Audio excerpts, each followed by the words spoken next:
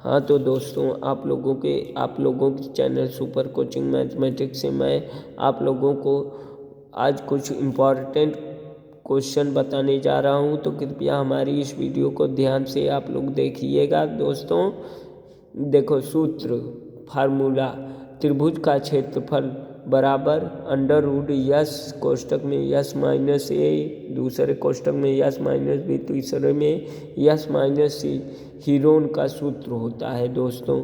और A B C त्रिभुज, अगर तीनों भुजाएं हमको दी होती हैं तो हम किसी भी त्रिभुज का क्षेत्रफल ज्ञात कर सकते हैं। ए बी सी बराबर होता है, ए बी सी बराबर त्रिभुज की तीनों भुजाओं की लंबाइयाँ, यस को अर्ध परिमाप बोलते हैं। और यस को जो है, यस का फुल फॉर्म होता है सेमी परामीटर। और इसका फर्स्ट क्वेश्चन क्या है कि उस त्रिभुज का क्षेत्रफल ज्ञात कीजिए जिसकी तीनों भुजाएं क्रमशः 15 सेंटीमीटर, 25 सेंटीमीटर एवं 30 सेंटीमीटर हैं। तो दोस्तों देखो, यह बहुत ही शानदार क्वेश्चन है, सॉल्व हो गया। और रखेंगे ए बराबर 15 सेंटीमीटर और बी बराबर 25 सेंटीमीटर, सी बराबर 30 सेंटीमीटर। अर्ध परिमाप ज्ञात करने के लिए ए प्लस बी प्लस सी बटा 2 करेंगे दोस्तों। अर्ध परिमाप, किसी भी चीज़ का अर्ध परिमाप ज्ञात करना है तो पहले यस बराबर ए प्लस बी प्लस सी बटा 2, फिर इसका वैल्यू रख देंगे मान को 15 सेंटीमीटर, 25 सेंटीमीटर और 30 सेंटीमीटर। ए बी सी दिया हुआ है, तो ए की जगह पे 15, बी की जगह पे 25 और सी की जगह पे 30, और सबको प्लस कर देंगे, इसके बटा 2 कर देंगे दोस्तों। और 2 करने के बाद जो है फिर आ जाएगा 15, 25, 40 और 30 70 बटा 2, 35 दूना 70 होता है दोस्तों। बटे का मतलब भाग। अब देखो, फिर इसको हीरोन के सूत्र पे रख देंगे, क्षेत्रफल ज्ञात करना है। तो अब देखो,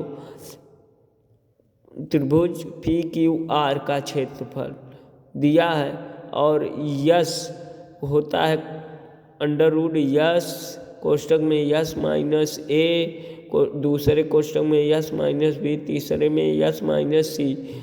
फिर वैल्यू को रख देंगे, यस का मान है 35 और फिर यस की जगह पे 35 माइनस ए का मान है 15 सेंटीमीटर।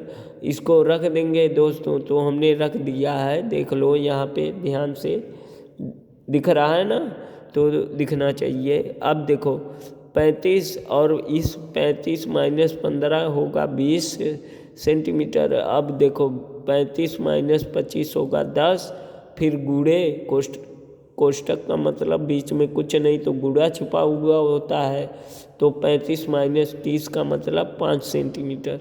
अब देखिए 35 का खंड करेंगे दोस्तों, क्या, तो 35 का अभाज्य गुणनखंड करेंगे। अब इन सब का अभाज्य गुणनखंड, तो 35 का होगा 5 7 35, 5 गुणे 7, तो अभाज्य गुणनखंड। अभाज्य गुणनखंड देखो दोस्तों, अभाज्य गुणनखंड कैसे किया जाता है तो आप लोगों को अब बता रहे हैं अभाज्य गुणनखंड कैसे किया जाता है। तो देखो,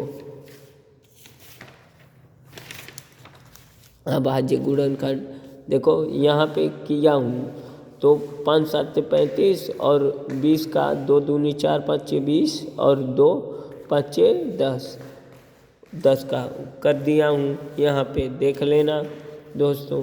फिर वही चीज़ है, कर दिया हूँ। अब करने के बाद 5 गुणे 7 गुणे 2 गुणे 2 गुणे 5। अब देखो 35 का 5 7 35 और 2 दूनी 4 5 20, 20 का अभाज्य गुणनखंड और 10 का भी अभाज्य, 2 5 10 यहाँ से हुआ है दोस्तों।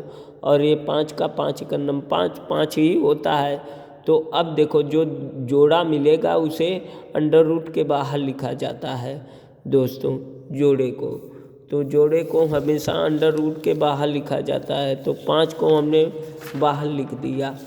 अब देखो यहाँ पे 5 मिला जोड़ा तो 5 को बाहर, फिर 5 का जोड़ा मिला तो 5 को बाहर, गुणे 2 का जोड़ा मिला, 2 का जोड़ा मिला, यहाँ पे देख लो 2 का जोड़ा मिला ना, 1 और 2 ये मिला नहीं।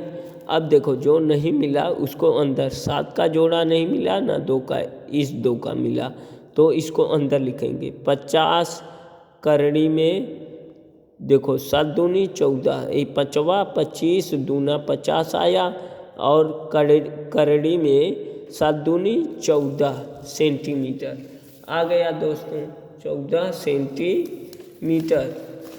अब देखो 14 सेंटीमीटर आया ना। अब यहाँ पे देखो आंसर अभी यह भी नहीं है। आंसर जब क्षेत्रफल में ज्ञात करना हो तो हमेशा घात 2 होती है। क्षेत्रफल में घात 2 होती है, आयतन में घात हमेशा 3 होती है दोस्तों। तो क्या ज्ञात करना है? क्षेत्रफल हमें ज्ञात करना है। तो क्षेत्रफल में देखो, क्षेत्रफल में सेंटीमीटर क्या लिखेंगे? क्षेत्रफल हमको ज्ञात करना है ना, तो क्षेत्रफल में घात 2 होती है तो सेंटीमीटर स्क्वायर। तो दोस्तों यही हमारा आंसर है। क्या है आंसर? धन्यवाद। हमारी वीडियो आप लोगों को पसंद आई हो तो हमारे इस चैनल को लाइक और सब्सक्राइब करिएगा।